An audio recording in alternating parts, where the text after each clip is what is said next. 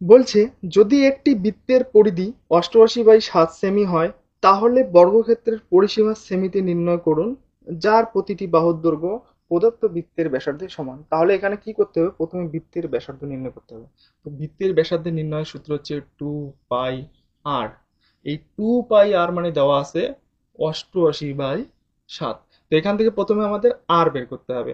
তাহলে এটাকে লিখবো 2, পাইকে লিখবো 22/7, এখানে দেওয়াই আছে, ঠিক আছে। আর কে লিখবো আর, এখানে লিখবো 88/7। এই 7 7 কাটা, 22 দিয়ে এটা কাটলে হচ্ছে 4, আর 2 দিয়ে 4কে কাটলে হয় 2। তাহলে আর এর ভ্যালু আসলে এখানে 2। বলছে যে বর্গক্ষেত্রের পরিসীমা নির্ণয় করতে, বর্গক্ষেত্রের পরিসীমা নির্ণয় করব যার বাহু হচ্ছে 2। বর্গক্ষেত্রের পরিসীমার সূত্র হচ্ছে 4 ইন্টু বাহু, 4 ইন্টু বাহু। তাহলে 4 ইন্টু 2 সমান সমান হয়ে যাবে 8 সেমি হচ্ছে বর্গক্ষেত্রের পরিসীমা।